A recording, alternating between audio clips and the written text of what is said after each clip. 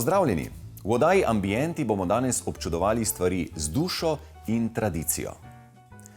Ni nujno, da človek z leti postane kaj pametnejši. Vsekakor pa si nabere več izkušenj in zgodb. Tudi staro pohištvo in stare stavbe nam lahko pripovedujejo številne zanimive zgodbe. Najbolje pa jih sliši tisti, ki zna v starinah prepoznati brezčasno lepoto ter trud in mojstrstvo njihovih ustvarjalcev.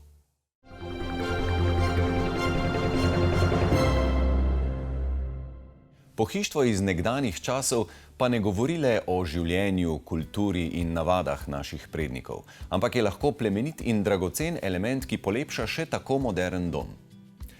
Obiskali smo hišo vitalnega in zabavnega poznavalca ter zbiratelja starih kosov pohištva. Nedaleč stran od Gradiškega jezera, blizu Lukovice, si je uspešen poslovnež Max Verderber ustvaril svoj dom. Sprva skromen vikend je razširil na posestvo, ki danes meri pol hektarja.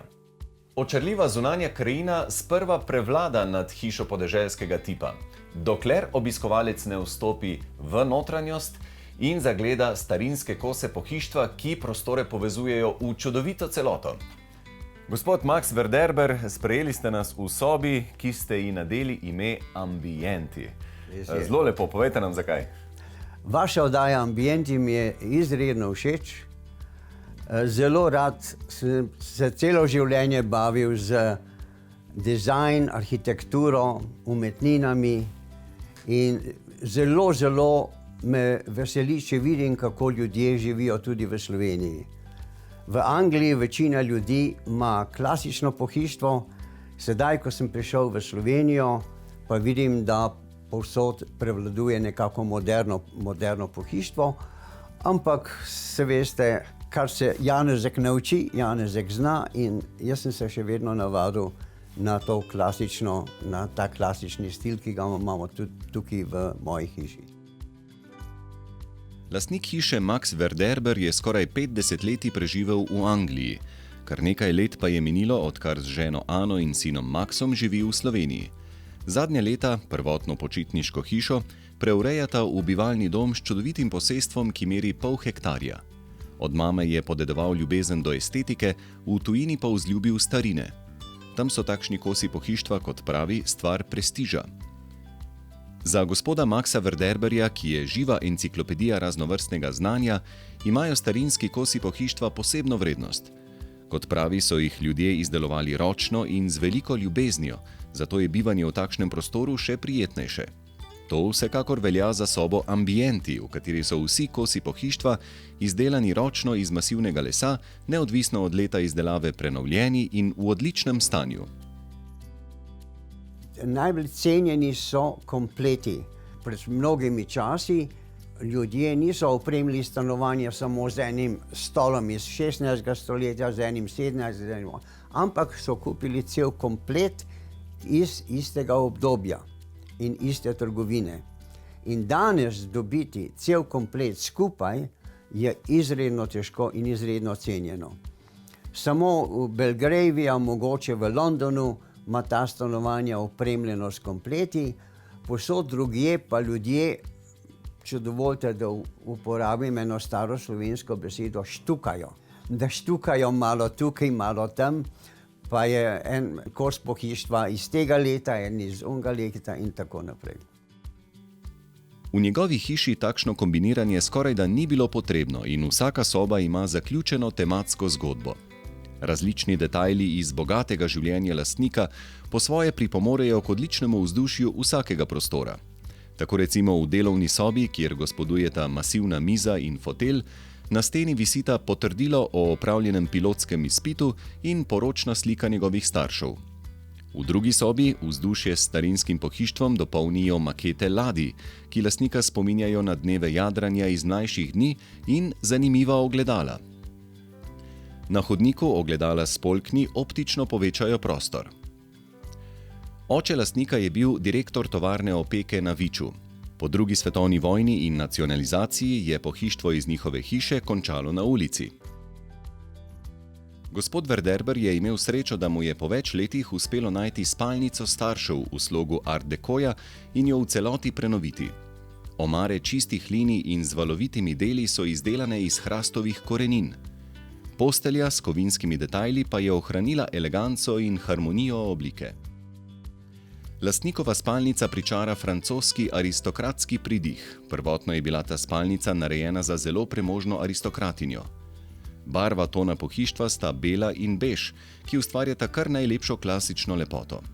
Francoski stil s preprostostjo barve zagovarja tradicionalno idejo spoštovanja do narave, kar je še bolj poudarjeno tudi zaradi čudovitega razgleda, ki ga omogoča veliko število oken.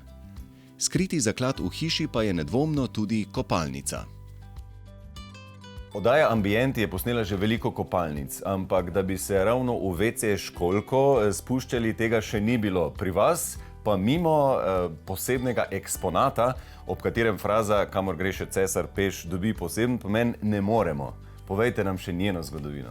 Vedno sem se hotel počutiti kot kralj in ko sem videl to stranišče, bila sta samo 2 komada, pri enemu zelo pomembnemu londonskemu antičnemu dilerju in eden je bil prodan Beatlesu, eden je bil pa prodan meni.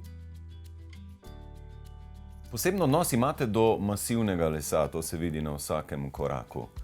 Kakšna iverna plošča ne bi prišla v poštev pri vas, ne? Imam eno alergijo in to je alergija na iverco. Zakonca Verderber sta poročena že več kot 40 let in gospa Ana pravi, da je Slovenijo popolnoma vzljubila. Navdušena je nad naravo, opaža pa, da so Slovenci zelo ponosni tudi na svoje hiše. Čeprav gre za drugačno kulturo od tiste, ki je bila vajena v Londonu, je dobro sprejela slovensko mentaliteto. To, da Slovenci od gostov pričakujejo, da se ob vhodu v stanovanje sezujejo in preobujejo v copate, je ne preseneča. Pravi, da je tako tudi na Tajskem, kjer je bila rojena.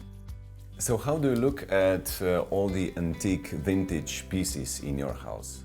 To be honest, I don't know anything about antique until I met my husband.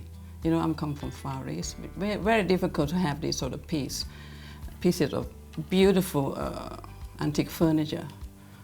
And as time go by, my husband we used to go to, we call it Sunday market, which they have all the antiques. He liked to collect all the beautiful things. And 40 years on, 42 actually, that I think I couldn't be anywhere without all these timeless furniture like we have in this house, because they're not going to repeat this again. Even they do, well, we call it reproduction, isn't it? So I love my surrounding. Actually, I consider myself very fortunate that be part of whatever my husband loved most. And what else can I say? I'm very happy with it, and how many people can live in this such surrounding. Do you have your favorite piece of furniture in this house? Everything is favorite to me, but if you ask me this question, I have one which is stand in the hallway. It's like a little table, which is, when you look at it, it doesn't show anything. But when you open it, you see all the secret compartment, which is, I like it because it's very much like my own character. It's always hiding. Sama hiša je polna različnih presežkov, kar velja tudi za njeno okolico. Prvotno zemljišče, ki ga je lastnik kupil, je bilo tako majhno, da ni imelo niti svojega prostora za parkiranje vozila. Mogočne lipe, stare več kot 150 let, ki jih je Max Verderber opazil med sprehodom nedaleč stran, so ga tako prevzele, da se je odločil tudi za nakup dodatne parcele, približno pol hektarja zemlje. Z lastnimi zamislimi si je ustvaril zeleni raj z veliko rastlinami, bogatim zelenjem in številnimi različnimi motivi. Vse skupaj pa spretno povezuje rdeča nit, 4 vodni motivi in 3 ognjišča. Na vrtu ima posebno mesto tudi kip boginje lova Diane, ki je star skoraj 200 let. Ja, to je tudi ena specialiteta Angležev, da imajo zelo radi svoje vrtove. In moj kolega, arhitekt, je rekel, veš, Tisočletja nazaj ljudje so morali imeti 3 stvari, ki danes so še vedno zelo cenjene. Prvič zavetje, drugič vodo in tretjič ognjišče, kjer so si pekli svojo hrano. Okolica hiše je prostor, kjer se družina srečuje in preživlja prosti čas. To omogočajo številne različno oblikovane terase za posedanje in druženje. Sadovnjak, rastlinjak, zelenjavni vrt in drugi elementi omogočajo, da se prostor tudi aktivno uporablja. Za zunanjo pokrito jedilnico z zidanim žarom, ki ga je lastnik zasnoval sam, stoji še odprta veranda, ki je povezana z domačim spa kotičkom, z masažnim bazenom, turško kopeljo in prostorom za počitek. Ogromno zelenja poskrbi za ravnotežje med družabnim in zasebnim. Ampak, kaj bi rekli, kakšen je vaš recept, da se urejanje okolice ne spremeni v nočno moro lastnika?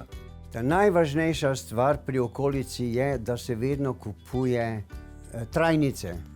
Samo rabite približno pol ure, 3/4, vsako pomlad, da jih obrežete, ampak one vedno na novo splemtijo, tako da to je moj recept. Ta druga stvar je pa ta, da zelo veliko smo mi posadili iglavcev, ker potem je okolica lepa celo leto. Če imate same listavce, potem, ko listje odpade, izgleda zelo turobno. To so 3 nasveti.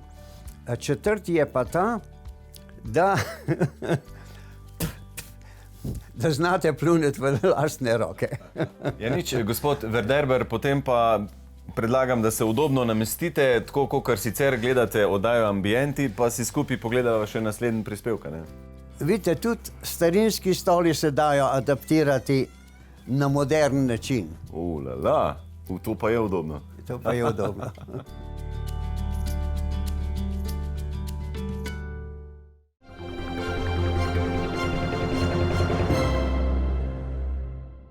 Kmalu vam pokažemo dober primer sanacije temeljev starejše hiše in objekt, o katerem sanjari ogromno Slovencev, čeprav premore skromna 2 kvadratna metra površine.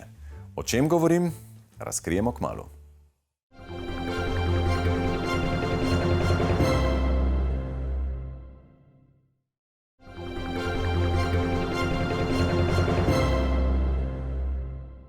Temelj je nevidna osnova vsake zgradbe.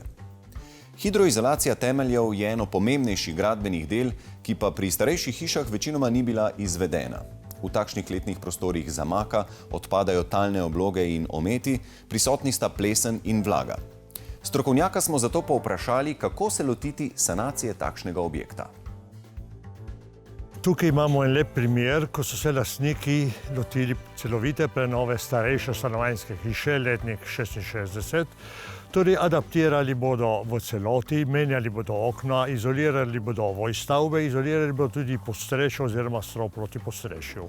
In kar bi bilo zelo dobro to poudariti, je to, da so se sanacije lotili premišljeno in najprej odpravili napake, ki so bile kot posledica talne vode, ki se tu pojavlja, ker tukaj imamo zemljo zelo ilovnato in talna voda se je v kletnih prostorih pojavljala.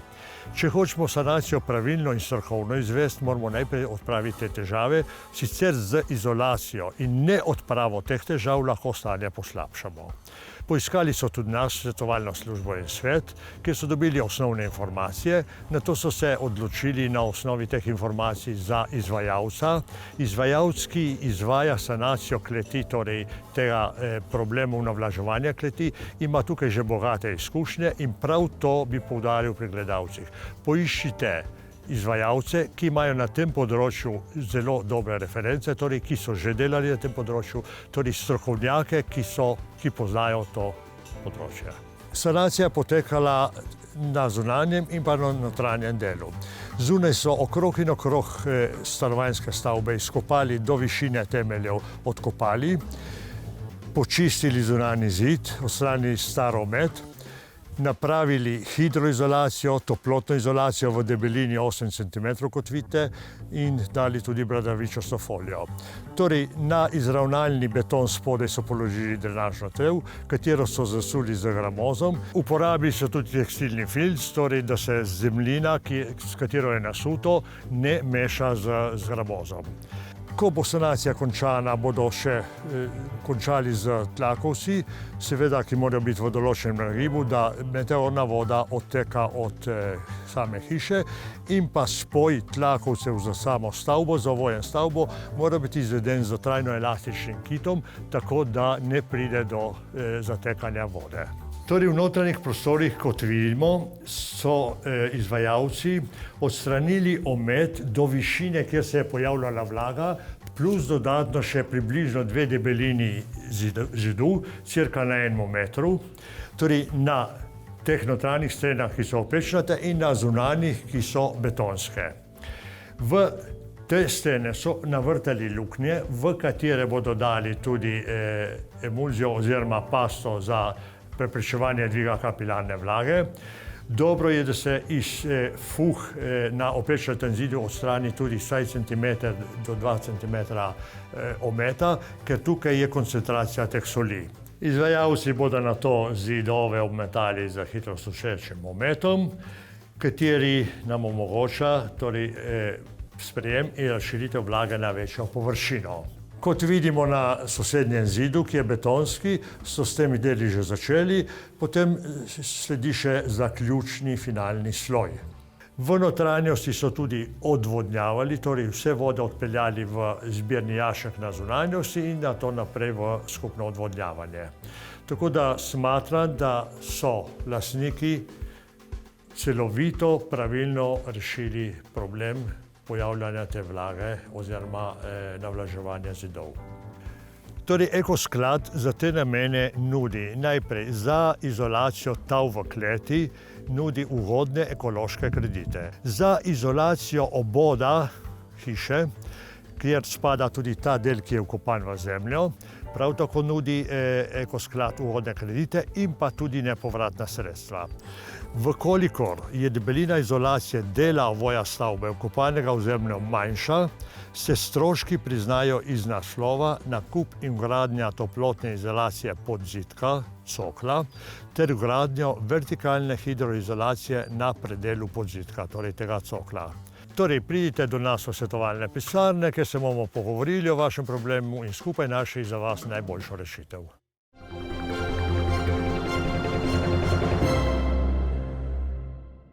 Zgodbe o uspešnih obnovah vam v oddaji Ambienti redno predstavljamo. Ampak nobena prenova ni v Sloveniji letos doživela takšne pozornosti, kot jo je prenova objekta, ki pod svojo streho nudi zgolj skromna 2 kvadratna metra površine.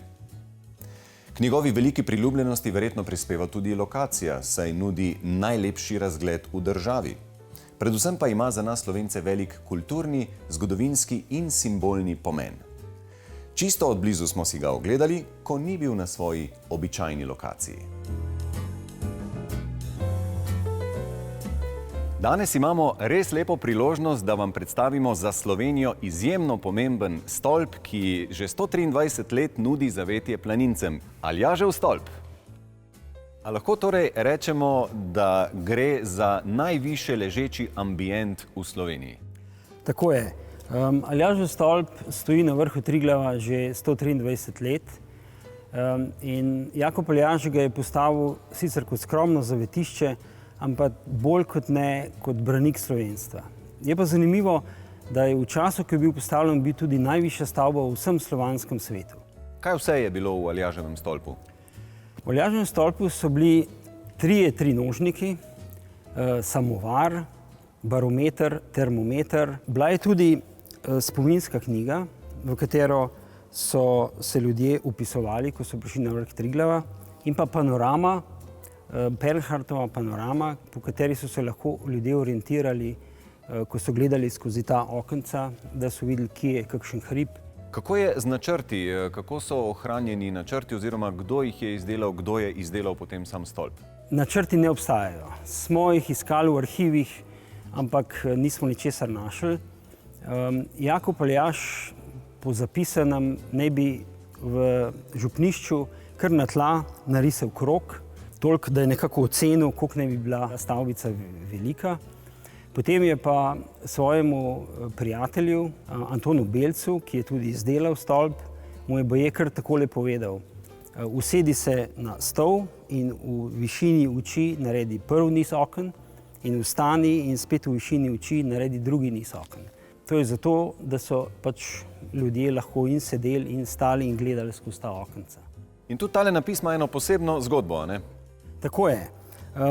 Zadnjih 50-60 let je pravzaprav preko njega tale plošča z napisom Aljažev stolp in zdaj pri tej obnovi, seveda preden smo vse skupaj izpeskali, smo mogli odstraniti veliko nekih elementov, ki so bili kasneje dani na sam stolp.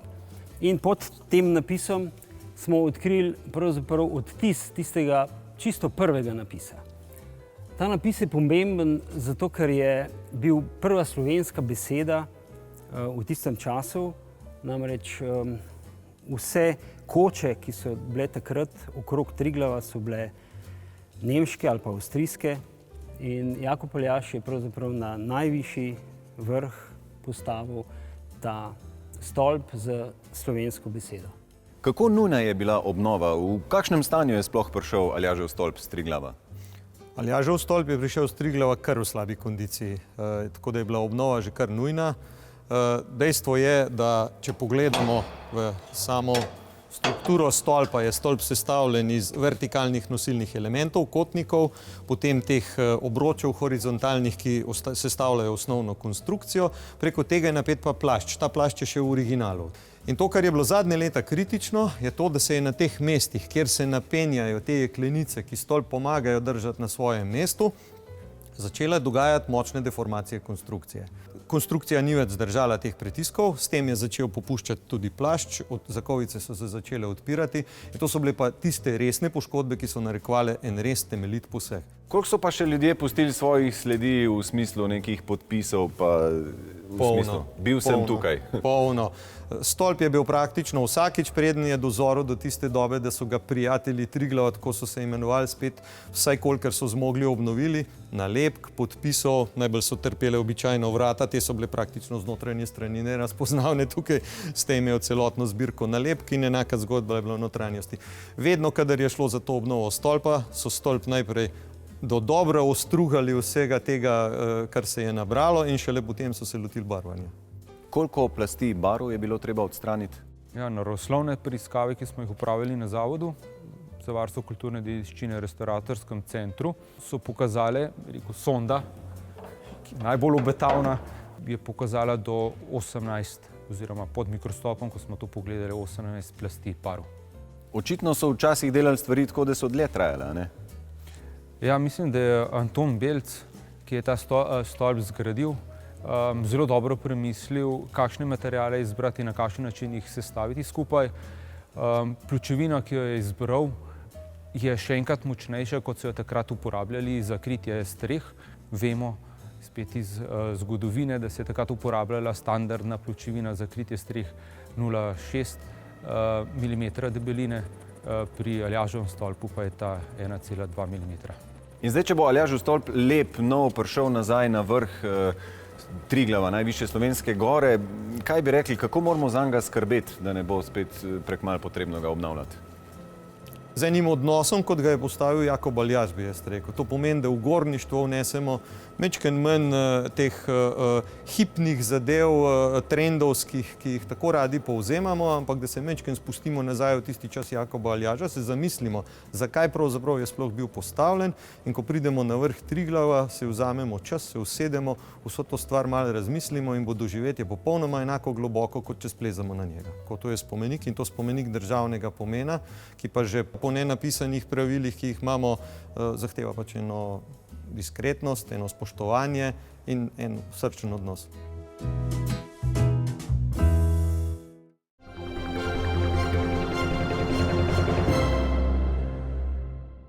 Upam, da ste tudi v današnji oddaji našli kakšno koristno zamisel za svoj dom ali vrt.